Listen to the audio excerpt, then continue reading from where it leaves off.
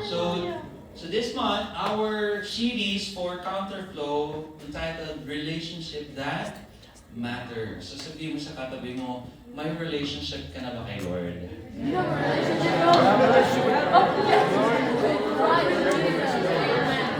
I hope you know personally, you acknowledge Him as your Lord and your Master. Okay? And by the way, again, Nika, welcome again to Counterflow. We're invited by Andre, no? May special relationship kay Andre. Intrigue kasi Anyway, let's go to our small group, guys. So, you choose your place. Small group. So small. First lesson for this series, Relationship That Matters, faith lived out in real relationships. Okay? What do you mean by real relationships? Because in the world, there are a lot of counterfeit relationships. What do you mean counterfeit? Fake relationships. Okay? Okay?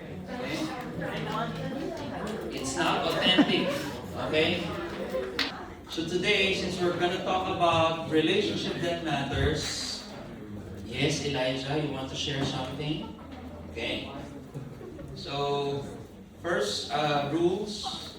Whenever somebody is talking here, respect. Please listen. Okay? So, real relationships. And of course, it connected, since we're talking about God's Word, we're talking about faith. Okay? Now, here in Romans chapter 16, verses 1 to 17, okay, if you have your Bibles with you, that's the last chapter of Book of Romans. Okay? R-O-M-A-N-S. Okay? The Romans na, ibang Romans ang iniisip din yun. Okay? And it's in the New Testament. Now, if you have leaders, if you have the handouts, my manuscript, there's an introduction there. Okay? And let me read it to you. Young people often think faith is just personal, something between me and God. But Romans 16 shows a different picture. Okay? This chapter is full of names, friendships. How many of you have friends? Isip pa si Ante. Friendships, teamwork, and warnings. Tell the person next to you, I'm warning you. I'm warning you. Yeah. Because, listen, you know, real relationships, okay, not based only in friendship, teamwork, fun time, but you know, even in rebuke, open rebuke. If you're friends, if they're your really friends, and if you're a true friend to your friends, if you seeing them doing something wrong and that displeases God, you have the right, you're accountable to correct them. Give them a warning. Okay? Tell them, I'm looking at you. I'm accountable. We are accountable to one another. So Paul reminds the Romans believers, okay, to live out a real relationship, real churches, and real community. Now this lesson helps us to follow Jesus, okay, by knowing how to love people well, staying spiritually alert, okay? Tell the person next to you, vigilant. Be vigilant. Stay alert. Okay? Huwag kang tutulog-tulog. Sabihin mo, huwag kang tutulog-tulog. And standing strong together. Now, many of us have heard someone, there's a saying, strength in numbers. Now, if you're here last night, in the worship celebration, Friday worship celebration, ang ganda ng message ni Pastor Benji. Okay? Because people were saying that, you know, strength in numbers, this is true in our faith as well. While we do have a personal relationship with Christ and should have time alone with Him, that does not mean we ignore other relationships.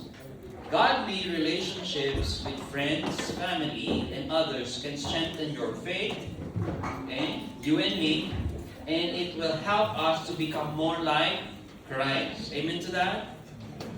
So let us read Romans 16, verses 1 to 7. Okay? And let's discover the faith that is lived in the community of God. Romans chapter 16, verses 1 to 7. You read it in your small group. Okay, and this is your time, leaders, to do the discussion. You have explanation there, you have the discussion there. Let them read first, and then explain. And then right after that, go with the discussion questions. Before we go to the next point, my question is, in verses 1 to 7, is it really important for us to have relationship with other people? Yes, sir. Do we need community? Yes, sir. So this is my, I would say, whenever you go to a new place, let's say for example, some of you, I know maybe next month or 2 weeks or maybe 3 weeks from now, somebody will go to Philippines or somewhere else to study. Very important, okay, to look for a community. Now, here's the thing, listen to this. When you look for a community, find a community, okay, which is the same in verses 1 to 7. They look for believers. Look for believers. Look for people who have the same faith, who have the same standard that following the Bible, not the standard of the world. Okay? That's my encouragement. If we're saying that we need community, if we need people, of course, no man is an island. But as a believers, as a followers of Jesus Christ, know, okay, the community that you're going with, okay, that you're going to spend or maybe invest. You know, a relationship is an investment. You invest your life to them. You share your life. Maybe you share your talents. Sometimes you share your resources. No? Kakainin mo na lang yung Indomie. No, i-share mo pa. Tama? Tama ba ako? Indomie o Andomie? Go to the next point. So, we live in a faith-based community. Okay? Look for that. Whenever you go to a certain place, a new place, okay? Whether in the Philippines or US or somewhere else. The first thing that you need to know, find a church, a believing church, a church who believes in the Bible, who believes in Jesus. Okay? So, yes, go to the next point. We're going to read verses 8 to 12. Now, this is about your faithfulness in everyday life. So, explain again, leaders, and then somebody read verses 8 to 12, and then discussion question again. And I give you 7 minutes. Example of a small act in verses 8 to 12. Mamaya na kayo. Alam nila yung sagot eh. Rihanna. Greeting a friend or coworker. Yan. Okay. Why? Si CJ nakita niya eh. Why CJ? Eh. Why Marcus? Yung greetings is a small act, matter to God. Biglang tinuro si CJ eh. No. It's okay. You just stand up there. It's fine. Kasi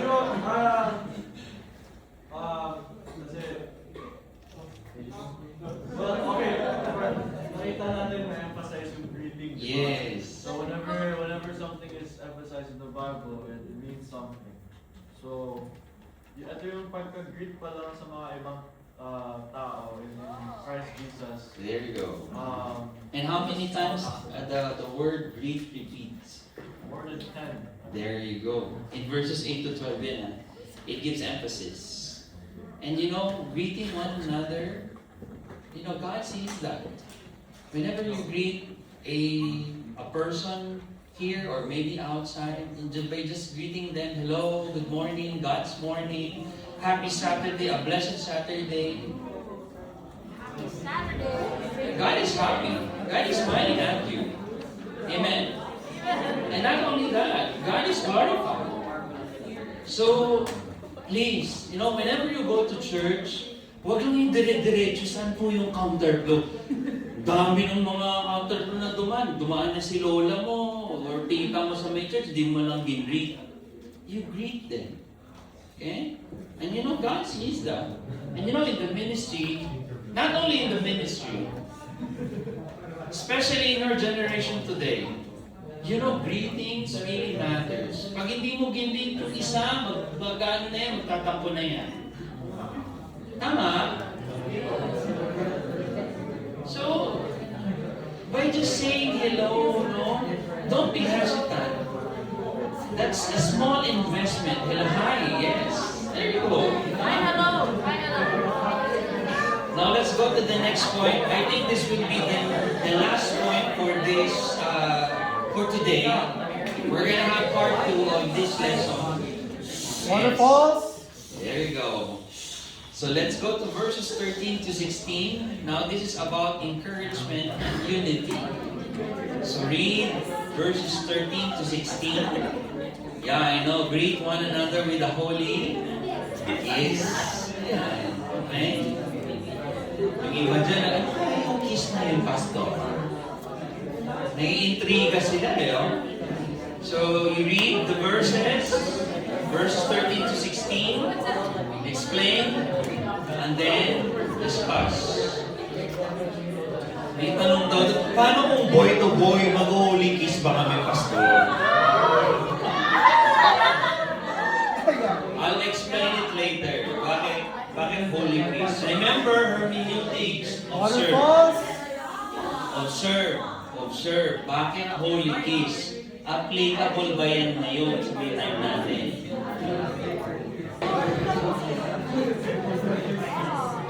Gusto man natin extend yung ating discussion, but we will continue this one next Saturday. Okay? And we will find out what kind of holy kiss they have during their time. Maganda yan. Ano ba yung holy kiss na yun? Na-intriga yung mga boys. Yung mga boys.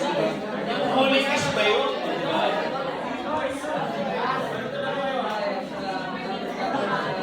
I think next, doon tayo sa may hold to next Saturday. Okay? So we will continue our discussion, part 2 of this topic next Saturday. So don't be absent. Please come on Saturday. And may I ask you both to close us in prayer. And guys, after we close prayer, let's arrange the chairs. Thank you so much, God bless.